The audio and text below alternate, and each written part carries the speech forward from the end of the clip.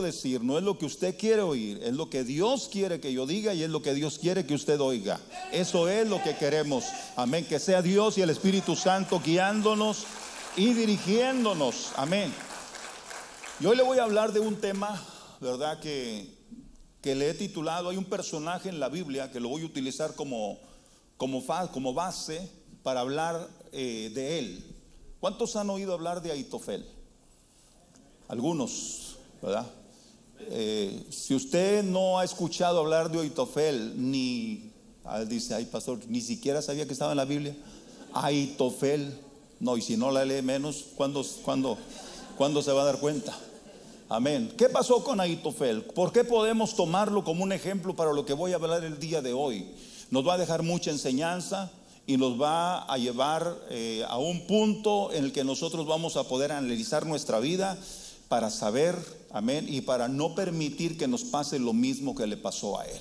Gloria a Dios. Para eso se escribieron las cosas, para nuestra enseñanza. Pero voy a tomar como base Hebreos 12:15. Si usted lo tiene, indíquemelo con un amén. Hebreos 12:15. Aleluya, que dice la palabra del Señor: mirad bien, no sea que alguno deje de alcanzar la gracia de Dios, que brotando alguna raíz de amargura os estorbe y por ella muchos sean contaminados. Mirad bien, no sea que alguno deje de alcanzar la gracia de Dios, que brotando alguna raíz de amargura, dice, os estorbe y por ella muchos sean contaminados. Hoy le voy a hablar de la amargura de Ahitofel. Amén. La amargura de Ahitofel. Que Dios bendiga su palabra. Salude al que tenga cerca de usted. Dígale que Dios le bendiga y puede sentarse. Y nos preparamos para oír la palabra del Señor. Aleluya. Gracias, Señor. Cuando estén listos, indíquenmelo con un amén. Hace un tiempo atrás, un pastor me compartió un estudio que me pareció muy bueno, muy interesante y también muy importante para cada persona, tanto creyentes como no creyentes, porque es algo que afecta nuestra vida personal, puede afectar en nuestra vida matrimonial, en nuestra vida familiar, puede afectar en el ámbito laboral, en lo relacional, en fin, hermano, puede afectar en todas las áreas de la vida. Y además es algo a la que todos estamos expuestos, ya que como humanos que somos, aleluya, nos enfrentamos muchas veces a situaciones que lastiman nuestro corazón y que si no tomamos las medidas necesarias, corremos el riesgo de ser seriamente dañados y al mismo tiempo podemos dañar a otros. El hermano Jaime Mirón dice, ¿verdad?, que este pecado es el más fácil de justificar y el más difícil de diagnosticar, porque es razonable disculparlo ante los hombres y aún ante Dios mismo. A la vez, es uno de los pecados más comunes, peligrosos y perjudiciales, así como uno de los más contagiosos según la Biblia. Hoy vamos a hablar de Ahitofel. ¿Quién era Ahitofel? Nosotros sabemos, los que hemos leído la escritura, sabemos que el rey David, ¿verdad?, tenía un hijo llamado Absalón. Y a Absalón un día se le ocurrió levantarse en contra de su padre. El peor error que un hijo puede hacer es levantarse contra su padre. Eso es lo peor, porque está acarreando maldición para sí mismo. Porque la Biblia nos enseña: honra a tu padre y a tu madre para que te vaya bien y seas de larga vida en la tierra que Jehová tu Dios te da. Amén. Eso es bíblico, es una promesa de Dios, es el único mandamiento con promesa, para que te vaya bien y seas de larga vida en la tierra que Jehová tu Dios te da. Honra a tu padre y honra a tu madre. Ahora, Absalón, ¿verdad?, se rebeló en contra de su propio padre llamado David. Absalón durante su juventud, él mandó edificar una torre porque él decía, quizá no tendré alguien que me suceda después que yo muera, y quiso dejar esa torre, que es la torre de Absalón. Hasta el día de hoy existe esa torre allá en Israel. En el 1997, cuando Dios nos concedió estar por allá en Israel, ¿verdad? El guía nos llevó y nos dijo, esa es la columna de Absalón. Ahí está la columna de Absalón. Lo curioso es de que toda la gente que pasa por ahí agarra piedras y le avienta la columna. Esa es una señal como diciendo que lo que él hizo estaba mal. O sea, despreciando el acto de que él se haya rebelado en contra de su padre. Ahora, pero la escritura nos enseña acerca de este hombre llamado Ahitofel, que su vida la podemos resumir en 5 episodios. Número 1, podemos resumir la vida de Ahitofel como un consejero de David. Ahitofel fue un consejero del rey David. Número 2, Ahitofel se unió a Absalón en contra de David su padre. Número 3, Ahitofel aconsejó a Absalón. Número 4, Absalón rechazó el consejo de Ahitofel. Y número 5, Ahitofel se suicidó, acabó con su vida. Ahora, una de las cosas más significativas en la rebelión de Absalón contra su padre fue el apoyo que recibió de este hombre llamado Ahitofel. Un leal y sabio consejero, y por cierto muy amigo del rey David. Era tan estimado para David la amistad de Ahitofel que inclusive cuando sucede esa rebelión y le mencionan a David que uno de los que se había unido a Absalón era Ahitofel, hermanos, David mencionó su nombre, lo mencionó a él en el Salmo 41:9. Cuando dice, aún el hombre de mi paz, en quien yo confiaba, el que de mi pan comía, alzó contra mí su calcañar, o alzó contra mí el calcañar. Por lo que vemos aquí, Ahitofel era un íntimo amigo de David, ¿sí? Un íntimo amigo. Conocía los secretos de David,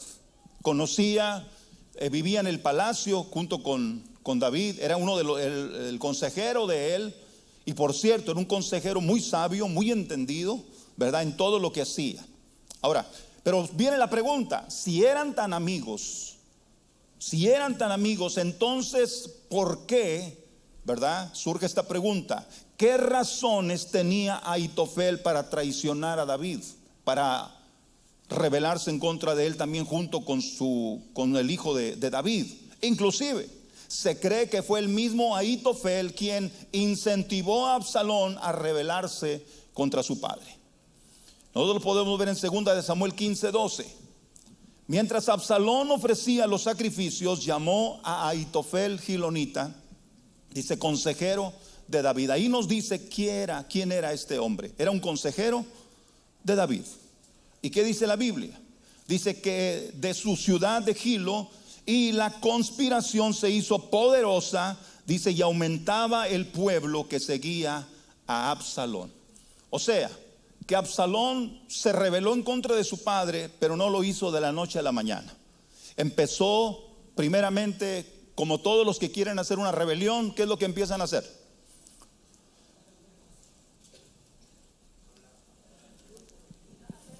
A ganar grupo, a ganar adeptos, ¿sí? A hacer grande los que lo siguen. ¿Qué hizo Satanás cuando lo echaron del cielo?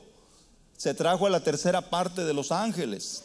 ¿Qué hizo Absalón cuando empezó a querer rebelarse contra su padre? ¿Sabe qué hacía? Se ponía a la puerta de la ciudad, y cuando venía la gente para ir a un negocio con el rey David, dice que Absalón los detenía y los besaba y le decía, ¿quién quisiera que yo fuera rey para poder hacerte justicia? Yo sí defendería tu causa. Y cuando la gente quería arrodillarse delante de él, Absalón la levantaba y la besaba. O sea, se empezó a ganar el corazón de la gente.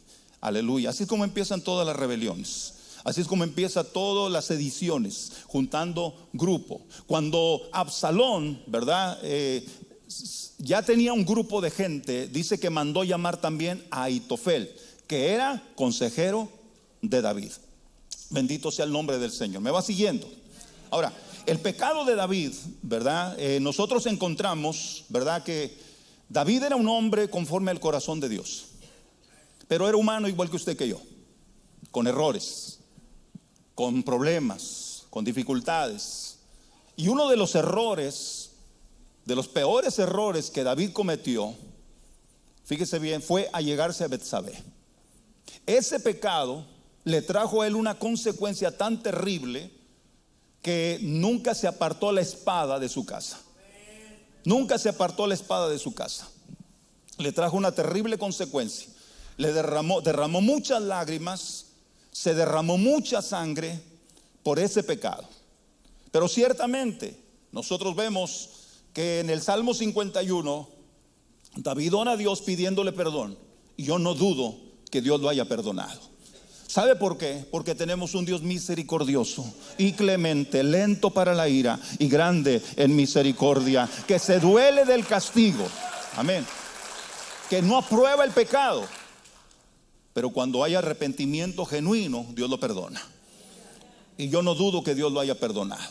Ahora, pero entonces, si nosotros miramos que ese pecado que David había cometido, hermano, le trajo grandes desventajas, porque muchos de sus más allegados, amigos, familias, servidores, aún Ahitofel, que era un fiel servidor y un gran amigo de David, hermano, se levantó en contra de él. Porque el ser tan cercano a David, hermano, él vivió de primera línea, hermano, el problema del pecado de David. Él vivía en el palacio. Ahora, la Biblia nos dice quién era Ahitofel y el por qué, siendo tan cercano a David, y lo traicionó, y también porque él le dolió tanto el pecado de David. Ahitofel Gilonita aparece vinculado a uno de los 37 valientes de David. Veamos lo que dice 2 de Samuel capítulo 23 versículo 34. Aleluya. Dice así: Eifelet, hijo de Asbaí, hijo de Maaca, Eliam, hijo de Ahitofel. Aquí nos dice que Ahitofel tenía un hijo que era Eliam, Gilonita. Aquí se nos dice que Eliam era hijo de Ahitofel, y Eliam era literalmente el padre de Betsabé. Lo que quiere decir, en 2 de Samuel 11:3, nosotros podemos ver que Ahitofel no solo era el máximo consejero del rey y un gran amigo, sino que también era el abuelo paterno de Betsabé. Ahora va entendiendo el por qué Ahitofel se levantó en contra de David. Era el abuelo de Betsabé. O sea, el hijo de él, Eliam, era el padre de Betsabé. Y por esa razón, aunque Ahitofel era un íntimo amigo de David, a él le dolió en su corazón lo que hizo el rey. ¿Por qué? Porque el rey, siendo el rey, él podía, hermano, tenía la facultad de traer jóvenes vírgenes para estar con ellas, pero no lo hizo así. Mandó traer a esa mujer, es más, mandó preguntar quién era la mujer a la que él había visto bañándose, y le dijeron: es Betsabé, esposa de Urías Eteo. O sea, le dijeron claramente: tiene esposo, tiene marido. Pero aún así, bueno, y para colmo de males, Urías, el esposo de ella, figuraba entre los 37 valientes de David, que defendían a David a capa y espada. Eran fieles al rey. Pero no le importó a David que estuviera casada, y no le importó que también fuera la esposa de uno de sus más valientes allegados. Ahora, David podía, como dije, podía mandar a traer jóvenes que estuvieran con él, pero no lo hizo así. Escogió algo prohibido, ¿sí? Y eso le trajo graves consecuencias. Nosotros miramos ahora a través de la historia que Betsabé era hija de Eliam, y que Eliam era hijo de Ahitofel, el consejero principal de David. Y es por esa razón que nosotros podemos mirar, amén, por qué le dolió tanto a Ahitofel lo que David había hecho. Ahora, de Eliam, que era el padre de Betsabé, no se nos dice mayor cosa. No sabemos si murió junto a Urías o posteriormente. Tampoco, hermanos, se nos menciona si tuviera alguna participación en todos estos eventos, lo cual hace suponer, ¿verdad?, que a estas alturas posiblemente Eliam ya había muerto. Lo que sí sabemos es que cuando Ahitofel se dio cuenta del pecado de David, fíjese bien, su amor, su afecto y su cariño que sentía por el rey, hermano, se cambió por un odio silencioso y profundo hacia el rey David. Y durante mucho tiempo estuvo esperando la oportunidad para vengarse de la muerte de Urías y la deshonra de su familia. Ahitofel es la típica figura del hombre que esconde sus sentimientos y emociones dañados hasta el momento oportuno para sacar el daño que lleva dentro contra otra persona. Aleluya. ¿Me va entendiendo? El pecado de amargura, la amargura de Ahitofel. Seguramente Ahitofel fue el más importante precursor de la rebelión de Absalón contra su padre, pues esta era la forma perfecta de vengarse del rey David por la muerte de Urías y la deshonra a su familia. Urías, ese hombre valiente, hermano, un día David lo mandó traer cuando supo que Betsabé había quedado encinta, embarazada. Mandó traer a Urías para mandarlo a que durmiera con ella en su casa, para así hacerle creer que el hijo que ella estaba esperando era de él. Pero ¿qué hizo Urías? Urías no fue a la casa. Urías se quedó en la puerta del palacio durmiendo con los demás siervos. Cuando le dicen al rey, Urías no ha ido a su casa, entonces David lo mandó llamar y le dije: no te mandé traer de la guerra para que vayas a tu casa a descansar. ¿Y sabe qué? Dice que Urías le dio una bofetada con guante blanco. ¿Qué le dijo Urías a David? Yo no puedo estar durmiendo con mi esposa cuando mi pueblo está en guerra. Wow. ¿Qué era lo que había hecho David? En tiempo de guerra se había quedado en casa y por eso cayó en pecado. Y ahora, ¿qué le dice Urías? Yo no puedo estar durmiendo con mi esposa mientras mi pueblo está en guerra. ¿Qué hace David? Lo emborracha. Lo emborracha. Y después de que ya está borracho, le dice: ahora se iba a descansar, ve a tu casa a descansar. Y Urías no va tampoco. Se queda todavía en la puerta durmiendo con los siervos del rey. Entonces no le queda otra a David más que mandarlo matar. Hizo un recado, se lo entregó en la misma mano de Urías, y Urías, sin saber lo que llevaba su sentencia de muerte, y él mismo se la entregó a Joab. ¿Qué decía en ese papel? Cuando Joab lo miró,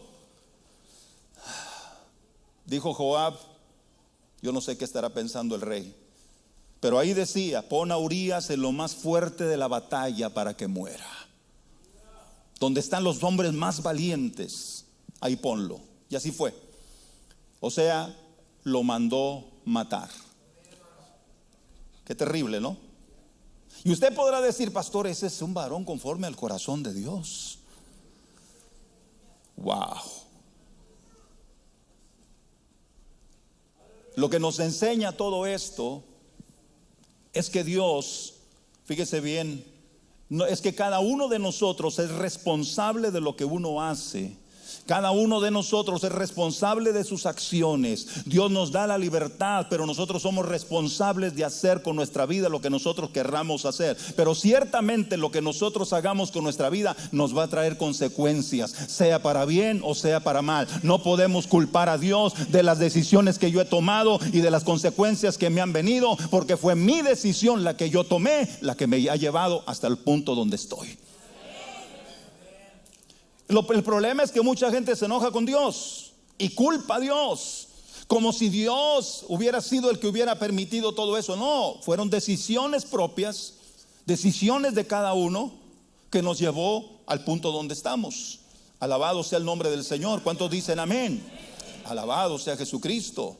Hermanos, este hombre Ahitofel era tan importante, era un consejero muy sabio, que lo que él decía era como si fuera palabra de Dios. Vean lo que dice 2 de Samuel 16:23. Y el consejo que daba Ahitofel en aquellos días era como si se consultaran las palabras de Dios. Así era todo consejo de Ahitofel, tanto con David como con Absalón. O sea que lo que Ahitofel decía era como si Dios mismo estuviera hablando. Por eso la gente escuchaba con atención a Ahitofel. Por eso cuando David se da cuenta que Ahitofel está junto, o sea, con su hijo Absalón, rebelándose contra él, lo que él exclama, es decir, le dijo al Señor, ¿verdad?, que censurara o que hiciera algo en contra del consejo, ¿verdad?, de Ahitofel.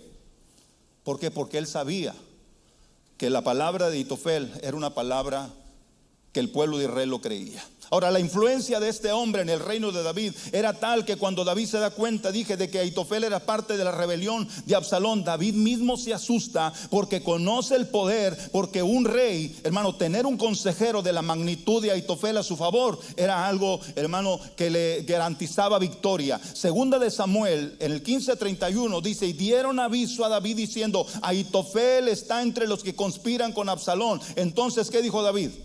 Entorpece ahora, oh Jehová, el consejo de Ahitofel. Entorpécelo. O sea, no permitas que sigan su consejo, porque David sabía que el consejo que él daba era oído por todos.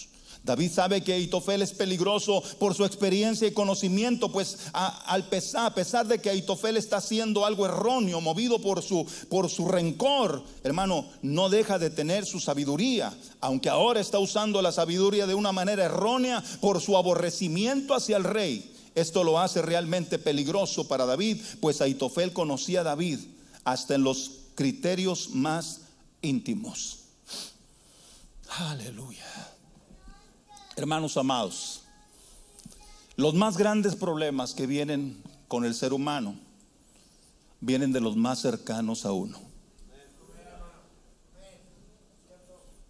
Vienen de los que te conocen en la intimidad.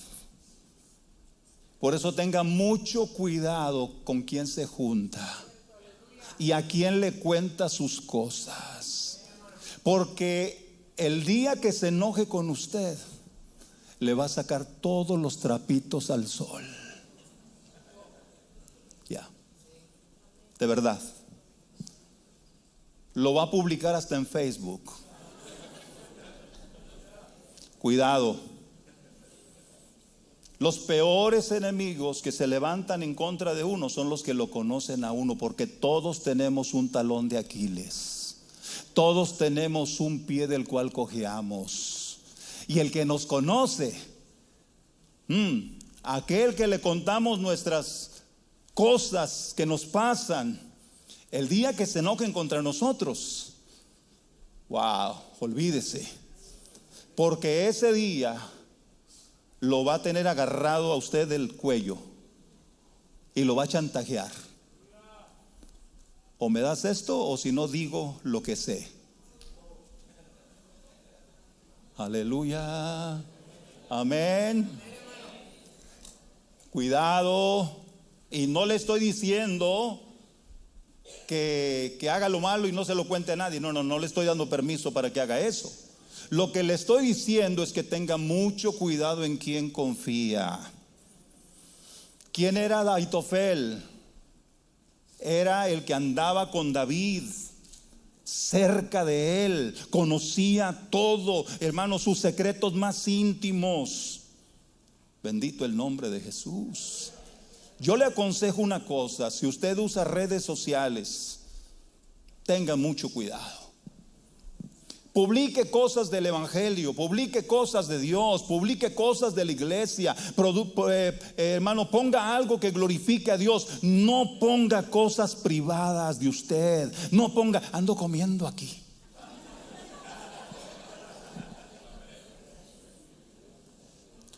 o me compré esto. Porque le va a pasar lo que el que se había comprado la tele grandísima. Lo publicó en Facebook, puso la dirección y todo, que a los 3 días ya no la tenía en la casa. Cuidado. Porque, ojo que no ve, Facebook te lo cuenta. De verdad. Si va a usar redes sociales, utilícelas para la gloria de Dios, para poner mensajes bíblicos, mensajes que exalten el nombre de Jesucristo y no cosas, hermano. Además, si usted está enojado con alguien, no se lo eche por Facebook. Vaya y dígaselo en persona. ¿Para qué anda utilizando las redes sociales? Ay, es que le quiero decir esto, pero no puedo. A ver si le entiende. Está como los que le mandan mensajes a los presidentes. ¿Usted cree que los presidentes van a dar leyendo los Facebook de uno que ni conocen? No. ¿Quién era Ahitofel? Era un íntimo.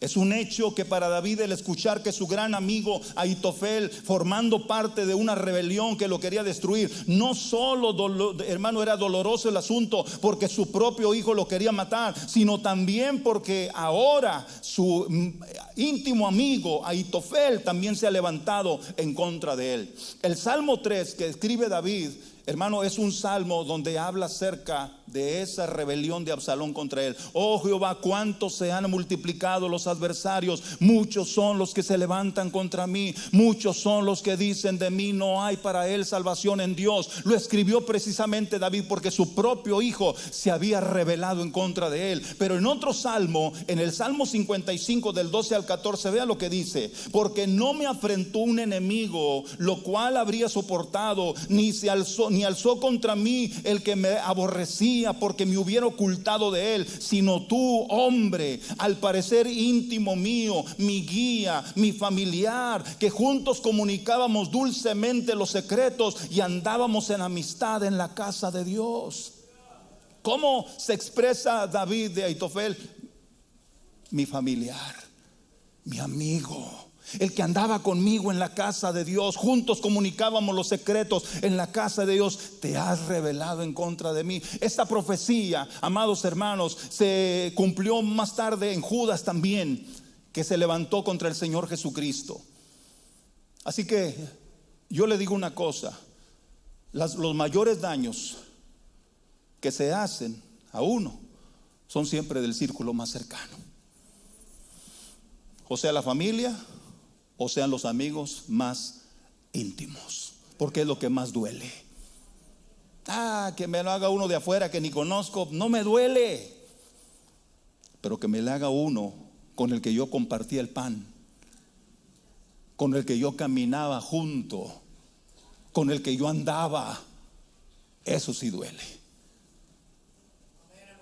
Y por eso David expresa: tú, amigo, mi íntimo, mi compañero, mi familiar, que juntos andábamos en la casa de Dios.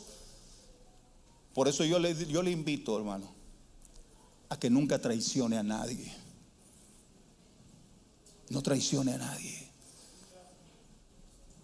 Hable las cosas con claridad para que no se traicione la confianza.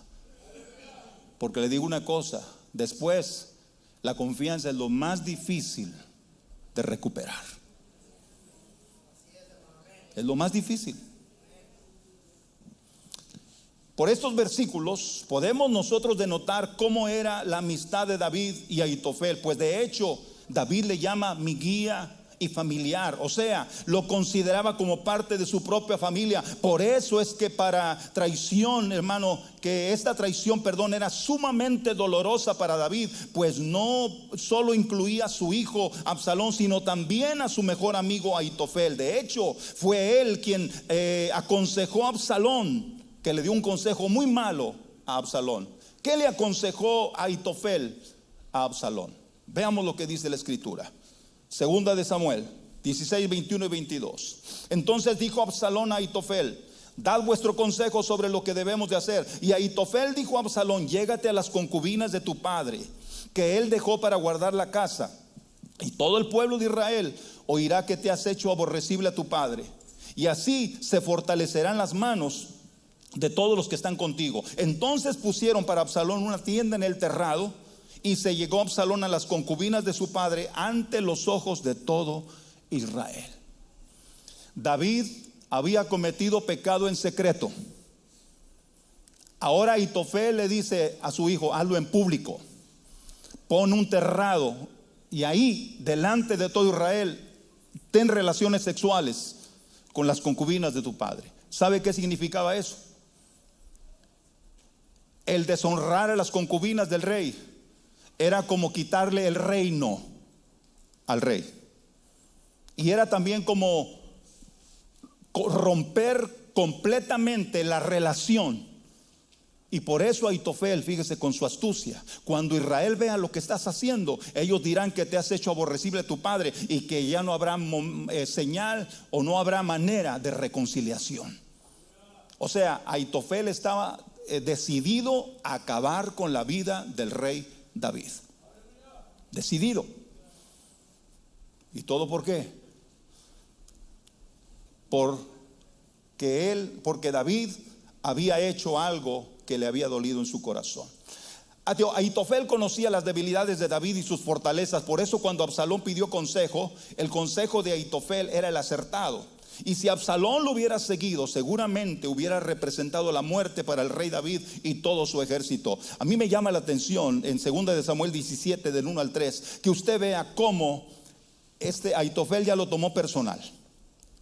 Vea lo que dice.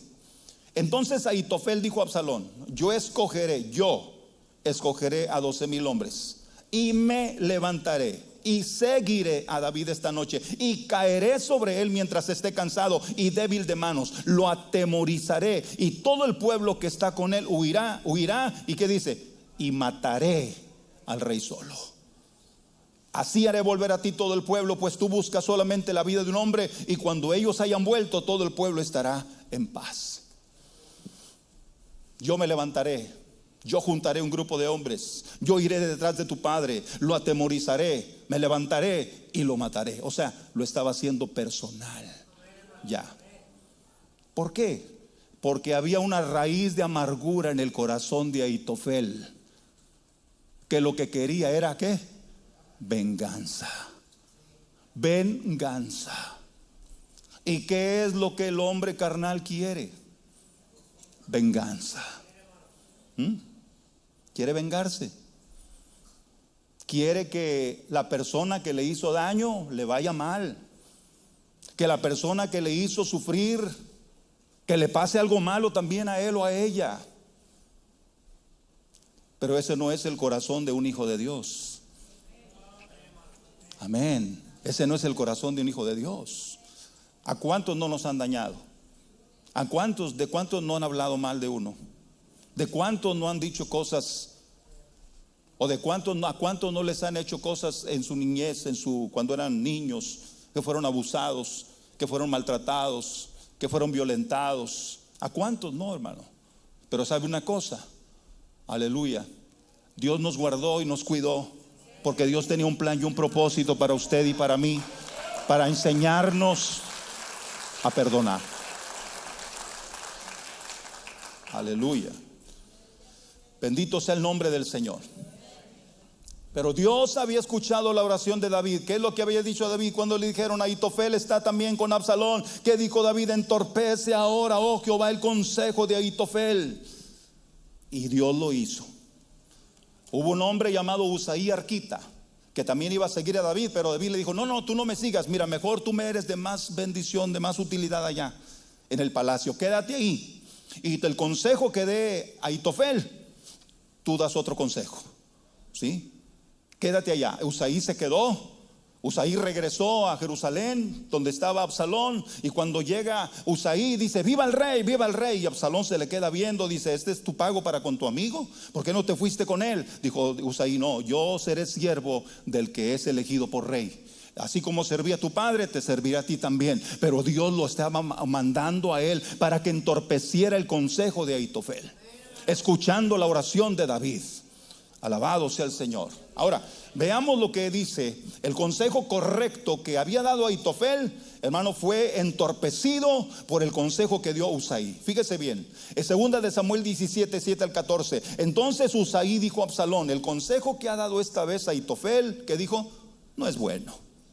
Dice, y añadió Usaí: tú sabes que tu padre y los suyos son hombres valientes y que están con amargura de ánimo, como la osa en el campo cuando le han quitado sus cachorros. Además, tu padre es hombre de guerra y no pasará la noche con el pueblo.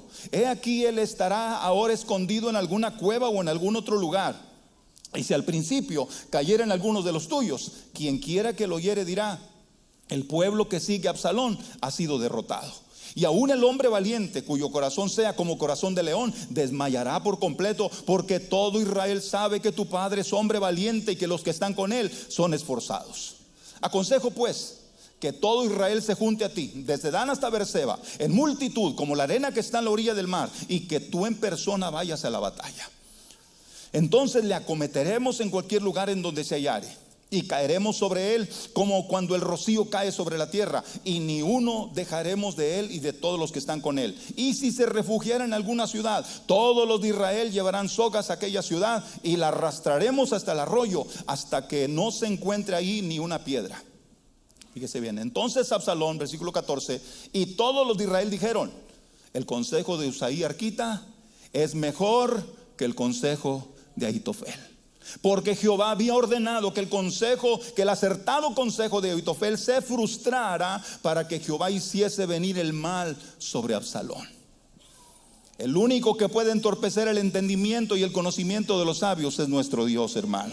Dios oyó la oración de David: entorpece ahora, oh Jehová, el consejo de Ahitofel, y Dios lo hizo. Job capítulo 5 versículo 11 al 15 dice que pone a los humildes en la altura y a los enlutados levanta seguridad, que frustra los pensamientos de los astutos para que sus manos no hagan nada, que prende a los sabios en la astucia de ellos y frustra los designios de los perversos. De día tropiezan con tinieblas y a mediodía andan a tientas como de noche. Así libra de la espada al pobre, de la boca de los impíos y de la mano violenta. Ahitofel sabía que de seguir su consejo, si Absalón seguía su consejo, Absalón iba a tener la victoria sobre David, pues el pequeño grupo que huía de David no podrían defenderse contra 12,000 hombres que el consejo de Ahitofel ofrecía. Pero el consejo de Usaí fue determinante para que David se organizara y reuniera más hombres para sofocar la revuelta de Absalón. ¿Qué hizo Usaí con el consejo que le dio? Quería ganar tiempo. ¿Para qué? Para que David se fuera alejando más y más, mientras se reunía todo Israel y David iba huyendo. Ahora, ellos no tenían la tecnología que hoy tenemos nosotros. Ellos dejaban mensajeros. Los sacerdotes llevaron el arca al templo. Esos mensajeros le dieron el mensaje a un joven, que lo llevó a una mujer. La mujer escondió a los consejeros y luego fueron por ellos y ella los escondió. Ya después los dejó otra vez pasar. O sea, era la forma en que se trabajaba antes, ¿verdad? Para poder guardar la seguridad del rey. Pero ahora le voy a decir algo en esta hora. Nosotros estamos mirando que el consejo de Ahitofel, aunque era acertado, Dios lo frustró. Ahitofel supo, cuando el pueblo de Israel dijo que el consejo de Usaí era mejor que el de él, él sabía que la derrota estaba determinada para el príncipe Absalón y que David volvería al trono, y entonces tomó una fatídica decisión. 2 de Samuel 17, 23. Pero Ahitofel, viendo que no se había seguido su consejo, enalbardó su asno y se levantó y se fue a su casa, a su ciudad, y después de poner su casa en orden, ¿qué hizo? Se ahorcó y así murió, y fue sepultado en el sepulcro de su padre. Es triste ver un mal final para un gran hombre lleno de experiencia y conocimiento, consejero y gran amigo del rey David, que tenía mucha sabiduría, pero no supo lidiar con la amargura y con el rencor y el resentimiento que había en su corazón. Hermano, las cosas terminan así cuando no logramos sacar de nuestro interior el dolor y el rencor por el mal que nos ha causado. Mateo 18:35, así también mi Padre Celestial hará con vosotros si no perdonáis de todo corazón a cada uno a su hermano, o cada uno a su hermano sus ofensas. Indudablemente que Dios perdonó a David, yo lo creo. Dios perdonó a David de su pecado, pero el que nunca lo perdonó fue Ahitofel, porque el hombre no perdona. Aleluya. El hombre que no es de Dios, porque el hombre y la mujer que son de Dios hemos aprendido a perdonar. Amén. Hemos aprendido a perdonar. Bendito el nombre del Señor. Qué triste final, ¿no? Ahora sí, déjeme ir con la amargura. Esa es la historia de Ahitofel. Ahora vamos a ver qué es la amargura. En el Nuevo Testamento encontramos en el griego que la palabra amargura proviene de una palabra que significa punzar. La raíz hebrea agrega la idea de algo pesado. Al mismo tiempo, en el griego clásico nos revela el concepto de algo fuerte. Entonces la amargura es algo fuerte y pesado que punza hasta lo más profundo del corazón. El doctor Mirón dice que la amargura es el resultado de sentimientos muy profundos, quizás de los más profundos de la vida, y menciona 3 razones por las que es bien difícil desarraigarla, y la única manera de encontrar libertad es a través del perdón y de la gracia de Dios. ¿Por qué es bien difícil desarraigar el problema de la amargura? Número 1, porque el ofendido considera que la culpa es de la otra persona y razona siempre de esta manera: es que es él, es que es ella la que tiene que venir a pedirme disculpas, es él el que se tiene que arrepentir, es él el que tiene que cambiar de manera de ser. ¿Por qué? Porque siempre la persona que se está llenando de amargura es una víctima. Se convierte en víctima todo el tiempo. O sea, ¿y qué es una víctima? El que siempre la lleva, al que siempre le va mal. Es que yo soy la víctima. Por eso es bien difícil, porque se justifica. Es un pecado fácil de justificar. Es que tengo razón de sentirme así. Mira lo que me hicieron. Es que tengo razón de sentirme así. Mira lo que me dijeron. Es que tengo razón. Aleluya. Y uno mismo se justifica y se hace uno la víctima. Y hasta uno mismo se dice: nadie te quiere, todos te odian. ¿Sí o no? ¿Sí? Esa palabra de todos y de nadie son palabras muy exclusivas de los amargados. ¿Sí? Es que nadie se fija en mí. Es que nadie me quiere. Es que nadie me ve. Es que nadie, dice nadie. O cuando hablan de todos, es que todos. ¿No es cierto? ¿Qué dice un hombre al que le ha ido mal con su mujer? Es que todas son iguales. ¿Y qué dice la mujer que le ha ido mal con un hombre? Es que todos son iguales. Yo le digo que no todos son iguales, hay unos peores.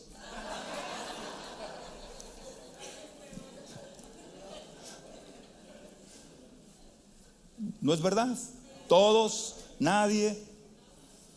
Son palabras muy exclusivas de la gente que está guardando amargura en su corazón. Ahora, la segunda razón, ¿por qué es bien difícil desarraigarla de nosotros? Porque casi nadie nos ayuda a quitar la amargura de nuestra vida. Por el contrario, los amigos más íntimos que nos dicen: no, tú tienes derecho en sentirse así, mira lo que te hicieron. Aleluya. ¿Y qué es lo que le dicen? Véngate.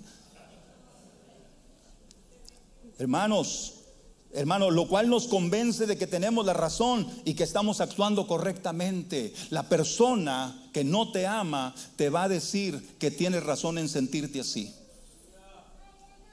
Porque la persona que no te ama, en vez de echarle agua a la lumbre, le echa más fuego. Con eso diciéndote: tienes razón. No, si tú te sientes así es porque tienes razón por lo que te hicieron, y se empieza a sentir más desdichado. Sí, cierto. Sí, es una verdad. Y luego parece que a uno que le gusta que le digan eso: ay, este sí me entiende. Es que ella sí me ama.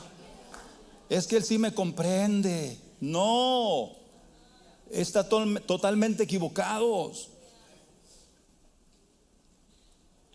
Y luego cuando encuentran, la tercera cosa, cuando encuentran a una persona que cobra valor para decirle, oye, estás amargado, necesitas salir de ahí, no puedes seguir en esa situación. Ay, es que tú no me entiendes, es que tú no me comprendes, que te hubieran hecho lo que a mí me hicieron para que veas lo que se siente, y después se lo echa de enemigo.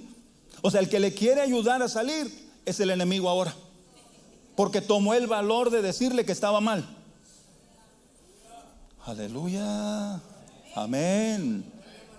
Porque una persona que está dolida no le sabe bien que le digan que está mal. Al contrario, le hace bien que le digan, no, chiquita, tú estás bien, hermanita, no, síguele ahí, sí, es lo que te quiere ver aplastada, es lo que te quiere ver. No te quiere ver que salgas adelante, te quiere ver todo el tiempo en la misma condición. Alabado sea Dios. Cuando dicen amén. ¿Y por qué, hermano, podemos ver eso? Porque recordemos que el ofendido piensa que es la víctima. Y ciertamente tal vez a él le hicieron el mal, pero no podemos quedarnos así todo el tiempo. Proverbios 14:10 dice, el corazón conoce la amargura de su alma y el extraño no se entremeterá en su alegría. Hay 7 cosas que quiero mencionarle en esta hora. Número 1, el espíritu amargo impide que la persona entienda los verdaderos propósitos de Dios en determinada situación. Cuando una persona tiene espíritu de amargura, no alcanza a mirar lo que Dios quiere hacer o lo que Dios está haciendo en su vida, porque muchas veces Dios está permitiendo que vengan situaciones a nuestra vida. ¿Sabe para qué? Para que nos acerquemos más a Él, para que le busquemos más, para que oremos más, para que ayunemos más, para que nos acerquemos más a la presencia de Dios. Pero como estamos tan dolidos, tan amargados, no miramos eso, porque nos interesa más nuestro dolor que el propósito que Dios está haciendo en nosotros. Número 2, el espíritu amargo contamina a otros. Aleluya. Hermano, uno de los mejores amigos de la amargura, ¿sabe quién es? El chisme. Believe it or not. El chisme es uno de los principales aliados de la amargura. Porque el chisme, ay hermano, ¿cómo le sabe a uno? Dicen que las palabras del chismoso son como bocados suaves, que se entran suavemente. ¿Y qué más, hermano? ¿Y qué más? ¿Y qué más te dijo? ¿Y qué más viste? Y mire, como si estuviera comiendo chocolatitos. Las palabras del chismoso son como bocados suaves. Cuidado cuando se junta, hermano. Si encuentra un chismoso, huya del chismoso. Si encuentra una chismosa, huya de una chismosa, porque no le va a traer bendición a su vida. Porque el chismoso y la chismosa alejan a los mejores amigos, y el chisme acarrea contiendas. Eso es lo que acarrean. Aleluya. Si algún día se junta a comer con alguien, no hable del pastor, por favor. Y porque se les acaba la plática, y bueno, ya como no hay de qué platicar, pues vamos a hablar del pastor. O empiezan a hablar de los hermanos de la iglesia. Sí, de lo que está bien, de lo que no está bien. Es que esto no debe ser así. ¿Y por qué no va y se lo dice al pastor directamente? Yo le digo que usted quiere hablar con él. ¿Cuál es el problema? Si hay algo que no le parece, ya sabe cómo me gusta a mí arreglar las cosas, ¿sí? Y cómo me gusta platicar, con un cafecito, un par de huevos fritos, ¿sí? Tranquilos, así no se puede enojar uno. ¿No es verdad? Pero ya cuando empiezan a platicar y empiezan a hablar del hermano y de la hermana, ya se fue la plática, hermano. Amén. Está como unos hermanos allá en el rancho, empezaban a cantar puros coritos, y cuando ya se les acaban los coritos, empezaban a cantar la masa más seca, rinde mucho más. Empezaban, ya salían con otras cosas. Así también. Cuidado. El chismoso hace alejar a los mejores amigos. El espíritu de amargura hace que la persona pierda la perspectiva, o sea, que pierde el blanco que es Cristo Jesús. El espíritu amargo se disfraza como sabiduría o discernimiento. Recuerde que hay dos tipos de sabiduría: la sabiduría que viene de lo alto, del cielo, de nuestro Señor Jesucristo, pero también la sabiduría terrenal, que es animal y es diabólica, porque en ella hay celos amargos y hay contiendas. Aleluya. Cuando hay una persona sabia pero está llena de celos amargos y de contienda, esa sabiduría no viene de parte de Dios, porque la sabiduría de Dios es amable, es pacífica, es benigna, es pura, busca siempre el bien. Aleluya. Para nosotros, amados hermanos, el espíritu amargo le da lugar al diablo, porque le hace caso a todo lo que le dice en su mente. El espíritu amargo puede causar problemas físicos, hermano. Hay personas que de tanta amargura están enfermas de su estómago, porque uno de los principales daños que hace son las úlceras estomacales. 7. El espíritu amargo hace que algunos dejen de alcanzar la gracia de Dios. Entonces surge la pregunta: pastor, ¿qué debo de hacer o qué no debo de hacer? Bueno, número 1, no busques venganza. No busques venganza. Romanos 12:19: no os venguéis vosotros mismos, amados míos, sino dejar lugar a la ira de Dios, porque escrito está: mía es la venganza, yo pagaré, dice el Señor. Número 2, reconoce si has guardado resentimiento y amargura en tu corazón y pídele perdón a Dios. Primera de Juan 1:9: si confesamos nuestros pecados, Él es fiel y justo para perdonar nuestros pecados y limpiarnos de toda maldad. Hay que reconocer, Dios no se enoja porque tú le dices: Señor, perdóname por este resentimiento que he guardado por tanto tiempo. No, a Dios le agrada, porque el que encubre sus pecados no prosperará, pero el que los confiesa y se aparta de ellos alcanzará misericordia. Alabado sea el nombre del Señor. Reconozcamos. Pero número 3, perdona al que te ofendió. Efesios 4:31 y 32: quítense de vosotros toda amargura, enojo, ira, gritería, maledicencia y toda malicia. Antes sed benignos unos con otros, misericordiosos, perdonándonos unos a otros, como Dios también os perdonó a vosotros en Cristo. La palabra perdón viene de una palabra griega que es apolúo, y que significa perdonar. Lucas 6:37: no juzguéis y no seréis juzgados, no condenéis y no seréis condenados, perdonad y seréis perdonados. También apolúo significa soltar un preso. Cuando tú perdonas a alguien, tú sueltas a esa persona que tienes presa junto contigo, suéltala. Mateo 18:27: el Señor de aquel siervo, movido a misericordia, le soltó y le perdonó la deuda. Cuando uno perdona a la persona que le ofendió, uno lo suelta a la persona. Cuando no la perdona, está atado con él, está preso junto con la persona que le hizo daño. Marcos 15:6: ahora bien, en el día de la fiesta le soltaba un preso cualquiera que pidiesen. También apolúo significa dejar libre. Lucas 13:12: cuando Jesús la vio, la llamó y le dijo: mujer, eres libre de tu enfermedad. Pero también significa poner en libertad. Hechos 3:13: el Dios de Abraham, de Isaac y de Jacob, el Dios de nuestros padres, ha glorificado a su Hijo Jesús, a quien vosotros entregasteis y negasteis delante de Pilato, cuando éste había resuelto ponerle en libertad. Y por último, apolúo, que es la palabra del perdón en griego, significa despedir en paz. Lucas 2:29: ahora, Señor, despide a tu siervo en paz, conforme a tu palabra. Cuando tú perdonas a la persona que te ha ofendido, tú lo dejas libre y te liberas tú también. Cuando tú perdonas, tú es como si tú sueltas a un preso, le das libertad, y no solo eso, lo dejas ir en paz. ¿Sí me está entendiendo? ¿Por qué debo perdonar? Primeramente porque Dios lo exige. Si no perdonáis a los hombres sus ofensas, tampoco vuestro Padre Celestial os perdonará a vosotros. Número 2, para evitar ser atrapado por Satanás. Pablo dijo: pues no ignoramos sus maquinaciones. No debemos permitir que Satanás nos atrape. No deis lugar al diablo. No permitas que Satanás te atrape por el resentimiento, el rencor, el odio, la ira que sientes en tu corazón. No dejes que Satanás te atrape. Y número 3, el perdonar nos libera del pasado y nos da la oportunidad de comenzar el proceso de sanidad y comenzar de nuevo. El perdón te libera del pasado. El perdón no es una decisión el perdón es una decisión del corazón, no es un sentimiento.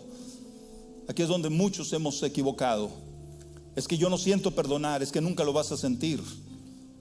Porque el daño que te hicieron tal vez fue grave, fue fuerte, pero es una decisión que tú tomas en tu corazón.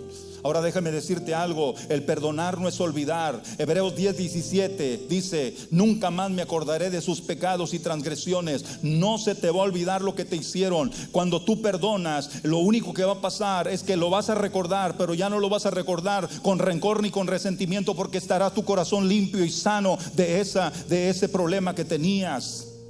Pero no se te va a olvidar lo que te hicieron.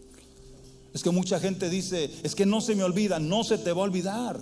Pero cuando tú decides perdonar al que te ha ofendido, ya no lo vas a recordar con el mismo dolor. Lo vas a recordar como algo que pasó en tu vida. ¿Y sabes qué? Te vas a acordar y vas a decir: pero bendito sea Dios que me ayudó a perdonar. Bendito sea Dios que me ayudó. Aleluya. Y que me hizo libre.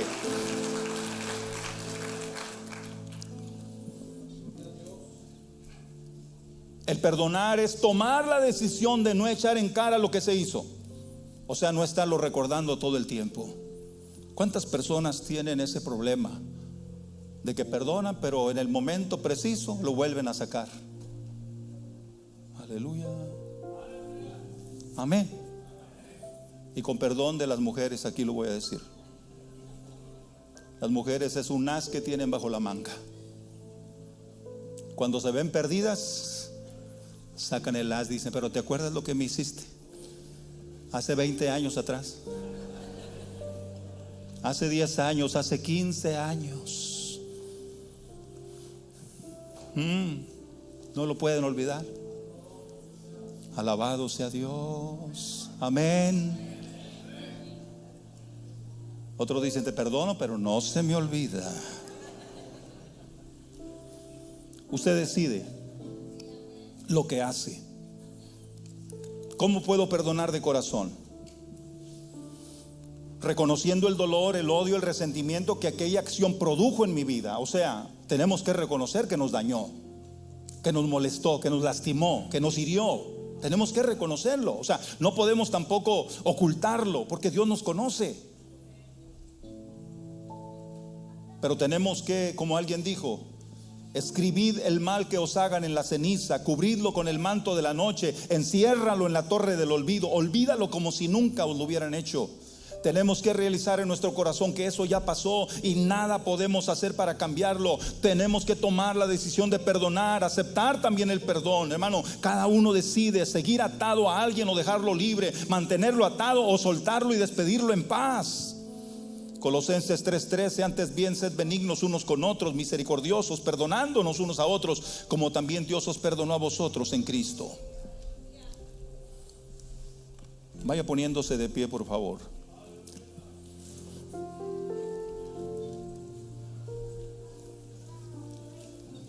Alberto y Clara, que son dos nombres que voy a utilizar simplemente para este ejemplo, crecieron con un padre violento. Los golpeaba constantemente.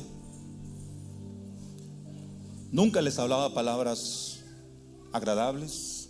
Los lastimaba. Inclusive abusó de ellos. Alberto y Clara crecieron.